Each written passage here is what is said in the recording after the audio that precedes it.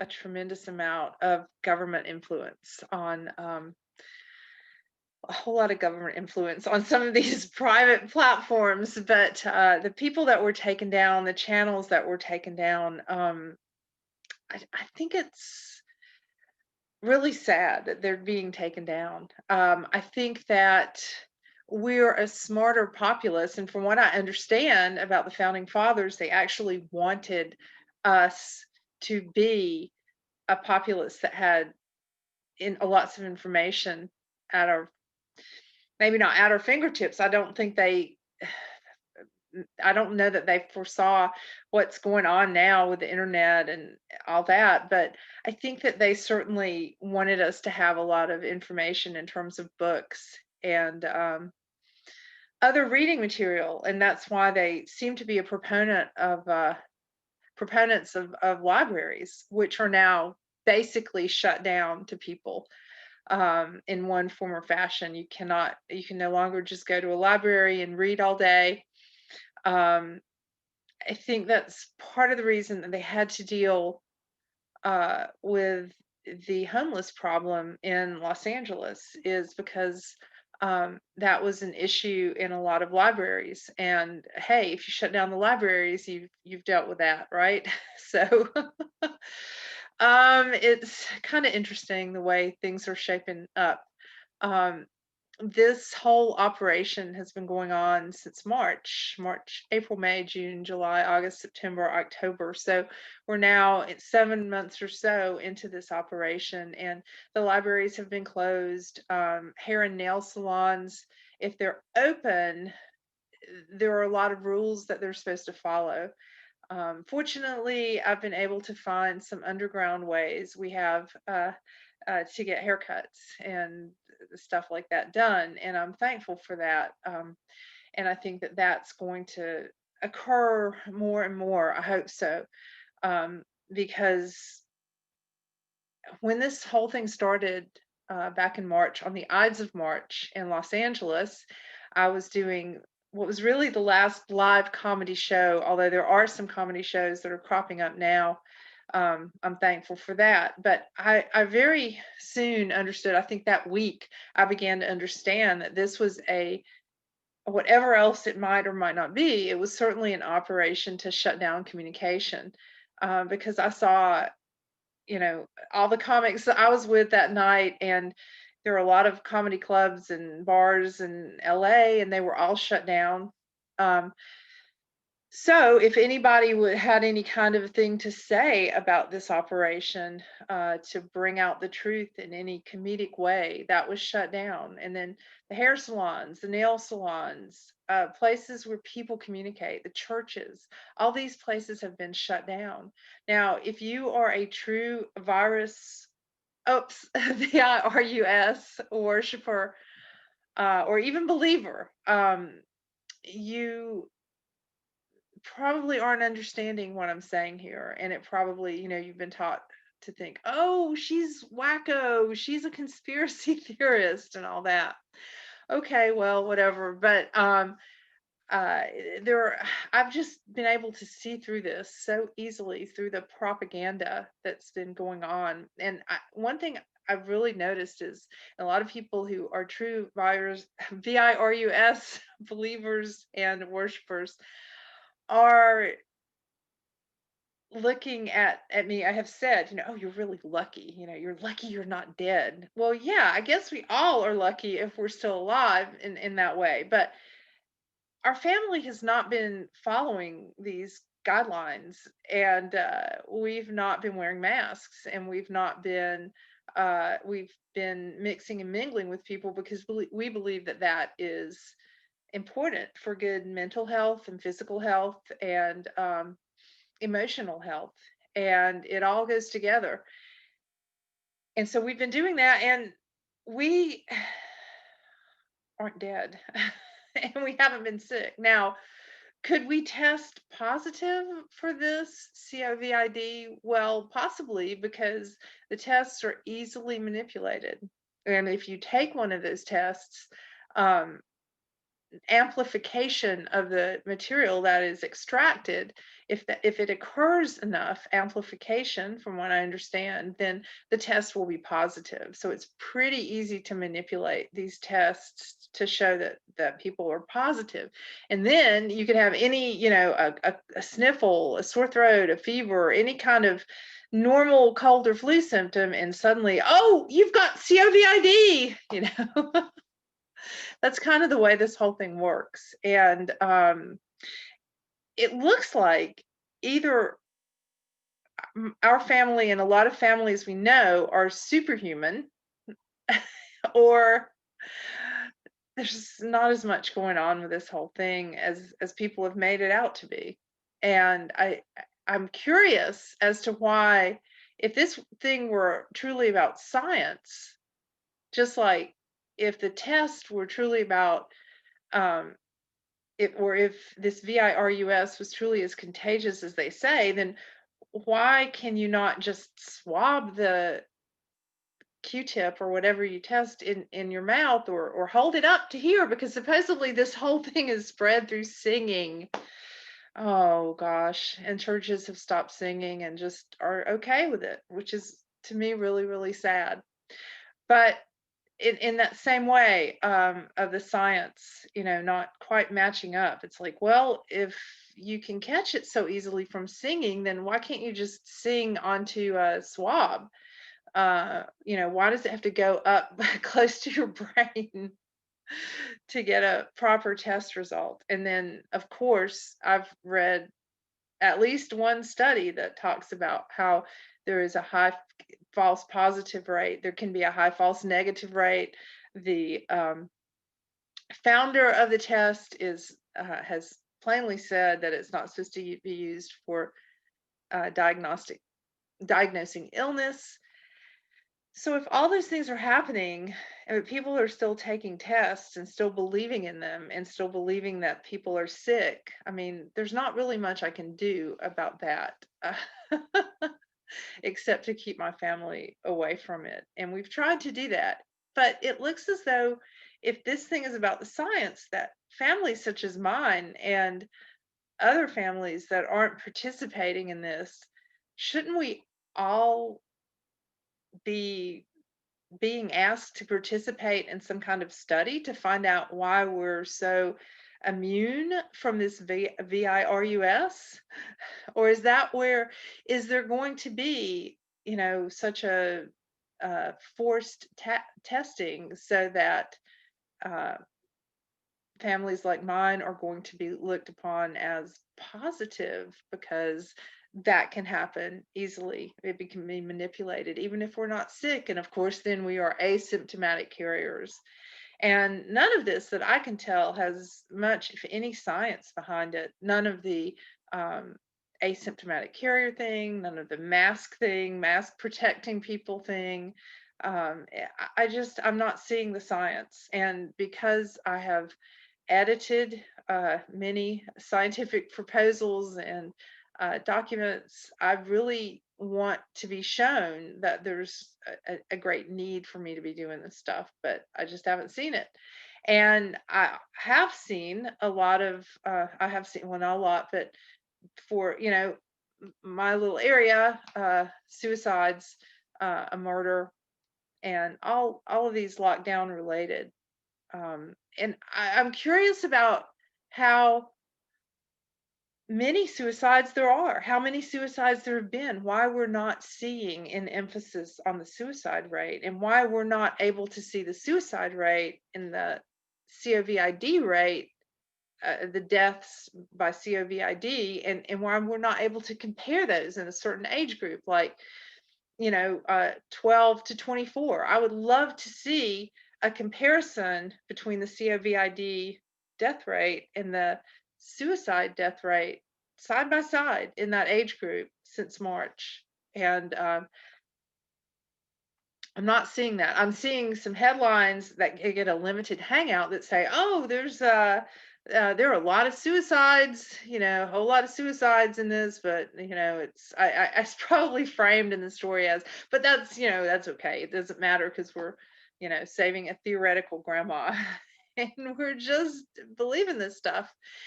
And meanwhile, the food supply is being damaged in a lot of ways. And I'll put in a video in the comments from the Ice Age farmer, one of my favorite people to listen to, because he brings up a lot of interesting information about the food supply, and we should be concerned about the food supply because it seems to be being tampered with in one way or another.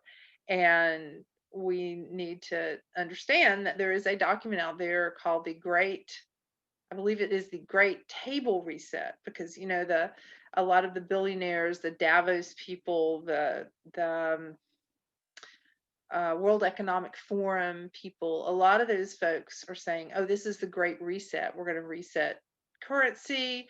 We're going to reset jobs. We're going to reset the way you work. We're going to reset the way you live.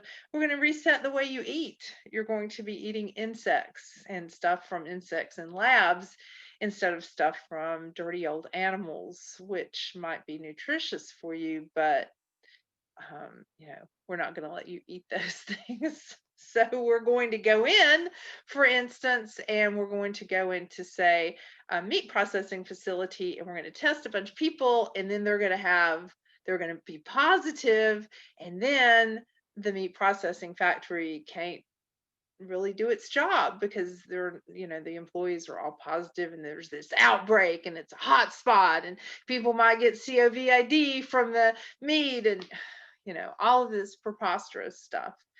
And we're just really being played in that way. But what it's doing is it's shutting down meat production, and it's shutting down food production. And a lot of people think, and I think there are good reasons for this, that there's going to be a lot of um, there are going to be food shortages in a similar way to the toilet paper shortage that we saw when all this first started. And I've heard that in other communist revolutions that there has also been a toilet paper shortage. And I would, those are things I'd like to do some research on. But that's important to note, that that's not the first time a toilet paper shortage has happened. And then suddenly, everything was fine, and it's been fine since then. So it almost seems as though there are puppets who are controlling things with this particular psychological operation, and communication is certainly, of course, one of those things that is being controlled. And as I say, I've really seen this from the beginning, and it sickens me. It really does. And just today, one of my kids was talking about an activity that he has done, and has been doing it for the past few years, and was hoping to get much better at it, and it's just been completely cut off from him. And I'm thankful that we've been able to go across the country and be here in Pueblo, where there are a lot more activities for kids. And because I think that this kind of, we're going to stay inside and stare at a computer screen all day, I don't think is a healthy way for kids to be, or adults to be. And that's what we've been asked to do these past few months. And I've heard little snippets about, oh, the alcoholism rate is up, drug abuse is up, suicides are up, but no one seems to really care too much about that, because we're all focused on something that's this invisible enemy that has supposedly killed people, but has never really been isolated or shown by Koch's postulates to actually cause an illness. And I've seen this in play before. I've seen it in 2015 in California, when they were I've seen a similar arguments in play when they were trying to take the vaccination schedule, and they got rid of the exemptions, most all exemptions. California had a philosophical exemption. You could just say, I really don't want to take these vaccines. Had a religious exemption and a medical exemption, and all of those were just gotten rid of in about a year's time, easily. And the idea, when anyone said, "Hey, if you want to get vaccinated and you were vaccinated, then why are you worried about me?" No, but no, no, no, no, but you could cause an outbreak. Even, and we heard about outbreaks at Disneyland, and we heard about this, and we heard about outbreaks here and there, and then suddenly everyone was very scared. And I believe that was very much of a trial run for what's happening now. And so some of these arguments I've seen before, used before in the California campaign. And I think California was probably the hardest state to, they were most worried about that. But mm, people, well, a lot of people did protest, but the legislators went in and they just sold us all out, as they did with AB 5. Some of you might be familiar with that. It has really helped people in California to be unable to find a job. In fact, one freelance job that I was looking for and was highly qualified for a few months ago, um, was I was turned down specifically because I was from California. That was AB 5, and people have sort of forgotten about AB 5. And the one of the people, the Congress critters who, or the Assembly critters who signed it, she was just sure that these jobs aren't good jobs anyway. Even though the job I was looking for was a pretty good job. But she was just sure about that. And she was so sure that she was able to, from her cushy position as an assembly member, um, for which she gets paid, she was able to uh, go ahead and throw other people's jobs away. And that's what the legislators are doing these days. Um, and they don't really care or have your best interest at mind. But I'm well aware that a lot of people are hypnotized, and a lot of people don't believe that. And a lot of people are just bowing down to um, whatever the Cat Dog Cat organization says, or the Whiskey Hotel Owl organization, um, or Whiskey Hotel Owl. And I'm well aware that a lot of people are very into what these organizations say, and they will believe them, and they will believe that they have science behind them, and they will not ask scientific questions. And now, hey, we have a Supreme Court distraction, that, whatever you call that thing, questioning inquisition. It's ridiculous. And no, she's not going to be on the side of freedom if she gets confirmed, at all. But anyway, it's a great distraction from everything else, as were the riots that we were allowed to have, the riots that we were encouraged to have, which is to say the racial riots. People can do that. So anyway, I hope you're doing well in this crazy time of censorship and this crazy time of non-communication.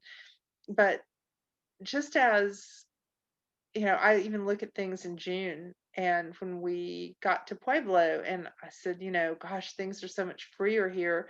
And they've gotten less free. And there are more people who are wearing masks, and there are more people who are believing in this stuff. And, testing is still there. And it's just, people are living in fear.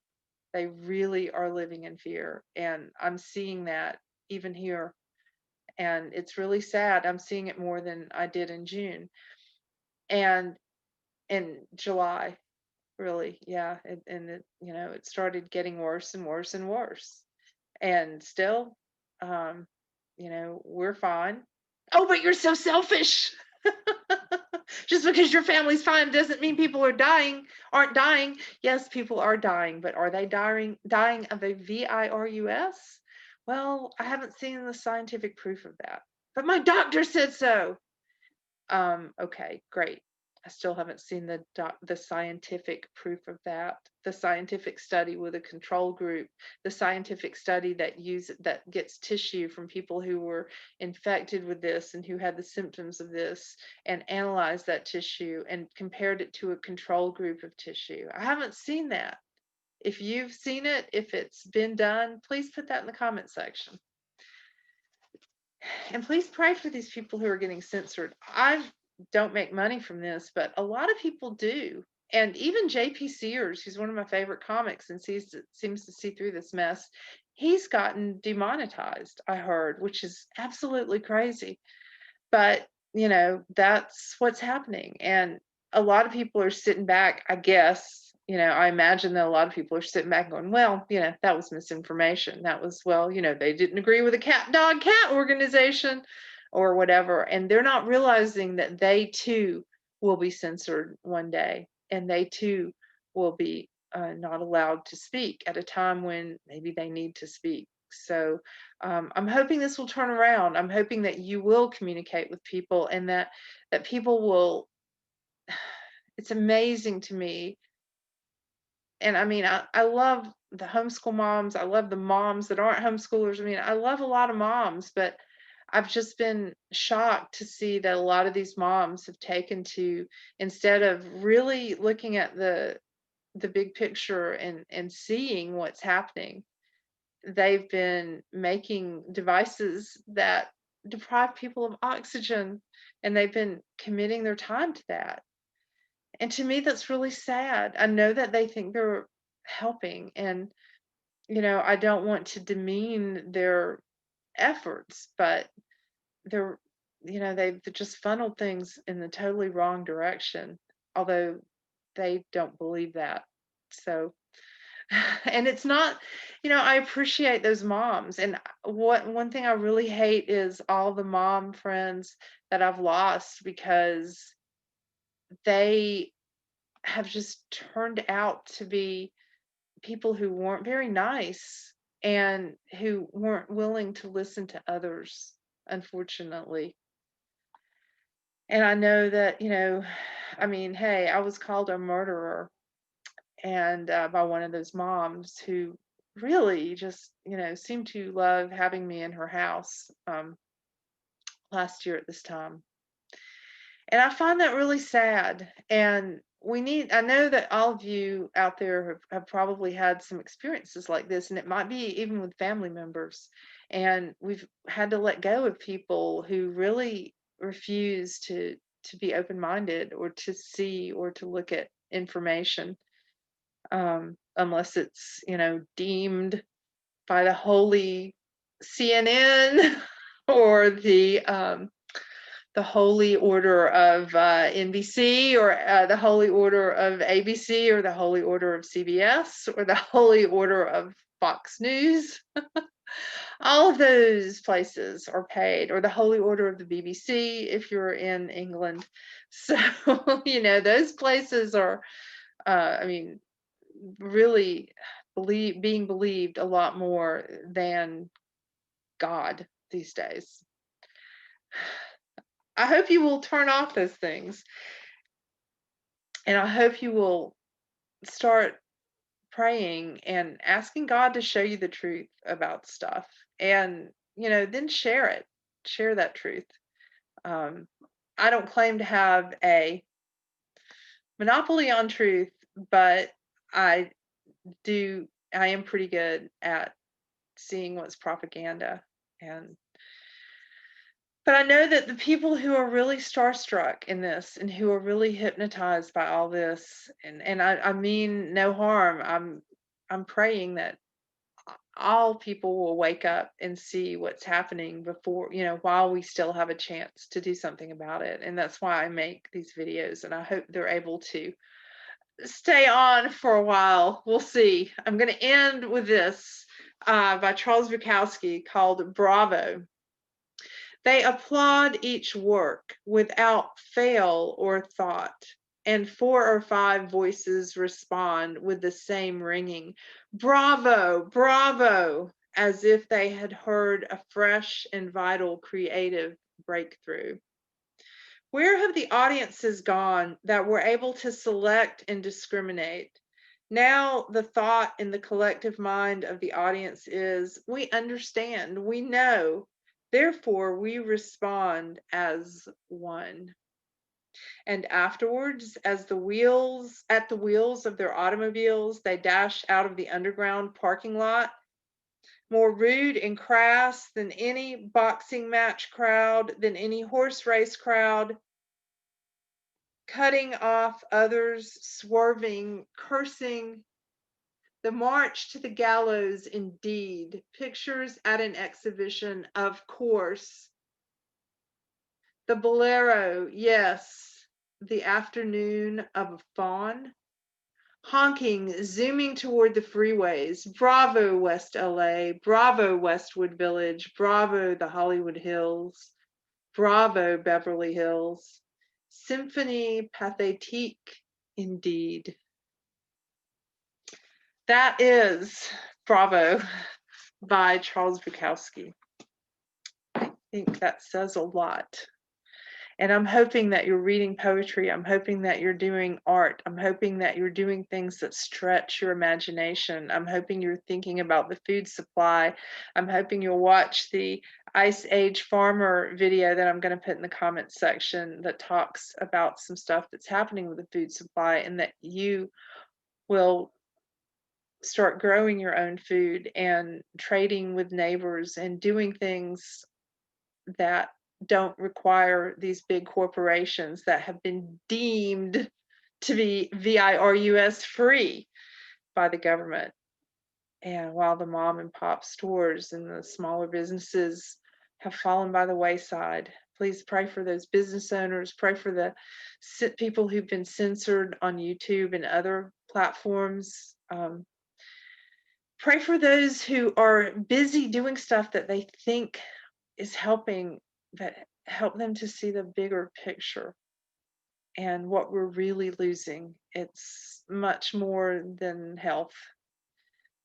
Although with hey in Spanish, or G in English, there may well be some health stuff going on. I don't know. I want to see more research about that. I definitely do.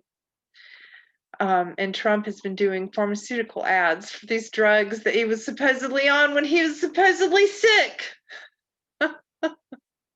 It's like a big circus, and it takes a lot to stay sane in the midst of it all. But I'm very thankful that my husband and I went to a store, a big box store, but sort of a European big box store, not near Pueblo. It was well over an hour away, and it's a store that's also in California. And we were asked to put on a mask, and we said, we cannot wear those safely. And we were supposed to wear an armband. I don't even remember if I've told you this or if I've talked to you since I told you this, but it bears repeating. We were asked to put on an armband. Like, oh, wait, let me go get my yellow star.